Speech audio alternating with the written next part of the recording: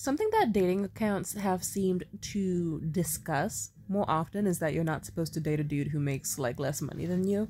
And even then, some of these pages are starting to get really fucking stupid about it, because this woman, I guess she sent in her submission to this dating website for advice, and then she was like, hey, so my fiance, when he's known I wanted to be a doctor for years and that I've been working hard for it, and the whole time he's known me.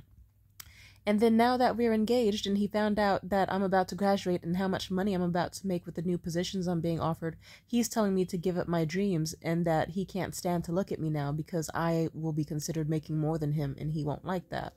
And a lot of stupid women were in the comments like, oh, see, that's your fault. That's your fault. Because how do you expect him to lead and be a provider if you're the one out earning him?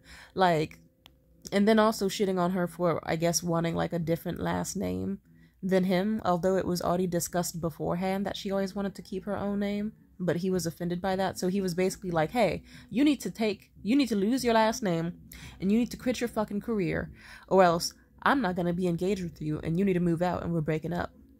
And so many women were just like, this is a scarcity mindset. They were just like, ooh, see, this is your fault. This is your fault. You don't really want a handsome provider man. I was the only one in the comments to be like, no, you see, you could just easily find another man. There's plenty of men out there who will respect that you want to keep your own last name, or they will hyphenate it. Also, if he swears to love you and will love you for the rest of your life, but then suddenly that changes once you start making more than him, then that's just a man who's incredibly insecure. And if he's known the entire time that you were dating him and with him that this has been your main motivation in your career and your goals, you should consider with the career, because simply put, he could leave you for any reason at all. If it wasn't going to be about the job, it was going to be about the last name. And if it wasn't going to be about this, it was going to be about that. Seems like he just is very possessive and wants to control you. He can like and have what he wants, but it's like you can't date someone who like is career motivated and then get mad when they are going to be motivated towards their career. Or it like, because also she was so happy. She was telling him good news like, hey baby, I'm about to graduate. I'm getting all these great offers. And instead of just, a normal person would be like, ooh, I'm happy for you, baby. Hell yeah. I appreciate you. But his ass was like, what the fuck? You're going to be making more than me? So why are you even with me? See, nah. Quit that job so that I can feel like, you see how that's abusive and shitty, right? So I just told her straight up, it's like, nah, don't do that. No. And I hope other women told her that too. Because there's a man out there who will be fine with you making whatever money you make and still provide for you. And still be generous and thoughtful. There are men out there that will hyphenate names or not even care about last names at all. It's not rocket science. That's what I mean when I say some of these dating pages give good advice, but then they start going on some weird shit. Like, some of them have psychosis, like full-on psychosis. Like, I remember this one page just out of nowhere started saying that black women could give birth all by themselves without any man needed. That was strange. They never addressed that again. And then other pages will just promote fat-phobic shit and like, be really, really weird or pro-Palestine or... And it's like, see, this is why you gotta be careful about who you get dating advice from and just not blindly follow people like sheep, because no. That disturbs the fuck out of me. Because it's like, think of it this way.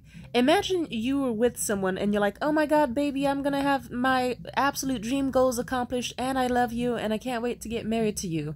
And then in his mind, he's like, oh my god, she's gonna be making 10 more cents than me. I fucking hate her now, and this is useless and I should dump her. Would that or would that not be someone insecure as fuck? That's like a glaring red flag. Pretty fucking obnoxious, because that's just, it's like, oh no, my wife is gonna make an extra like 1,000 a year more than I already make. I should start beating her and disrespecting her so that she knows her place. Or, ooh, look at my wife. She has a successful career now and she's flourishing and happy and has her own money and she's proud of her accomplishments that she's worked her whole life for. I better start cheating on her with someone I deem as weaker and more submissive so that I feel powerful. And see, that's why I don't like, that's why sometimes I look at these accounts not because I'm genuinely interested in their dating advice, just so I know how fucking stupid they are. Because if you were to blindly follow a bunch of this advice, these pages would be like, hey, don't be too excited about your career to a man. It makes him feel inferior and like like he can't trust you, blah blah blah. They'd be like, in fact, that same page was like, ooh, you can forgive a man for cheating. And frankly, like, sometimes it is the woman's fault because she got ugly or fat and or boring, and she wasn't a challenge. Like I mentioned, I even mentioned before, I read a book where they straight up were like, ooh, like, read this book if you want to, like, avoid playing games with a man for your whole fucking marriage, just for the book to actually encourage playing games your entire marriage. Like, ooh, always be a challenge. Never ever make it feel like he fully has you. Like like he's never gonna fully obtain you. That's weird. No, if I'm married to someone, I would like them to embrace me wholly and vice versa, and I'm fine not dating anybody if I'm not gonna get that, or waiting for the longest time until I get that. Because I'd rather not have instant gratification and then no, like, non-stop consequences. Like, oh no, my wife is fucking fat now because she's pregnant with the kid I bred her with. And she's boring and always in pain and isn't a challenge anymore. I need to cheat on her with 12 women and then leave. I'm not a fan of enabling those mindsets whatsoever. So, yeah, that's why I'm always selective. I go for the ones that are like, have your own goals, have your own money, have skills, don't just totally be his lapdog or bang maid, have high standards and do what you want and be safe about it. That's what I fully am a fan of. God bless. Peace out.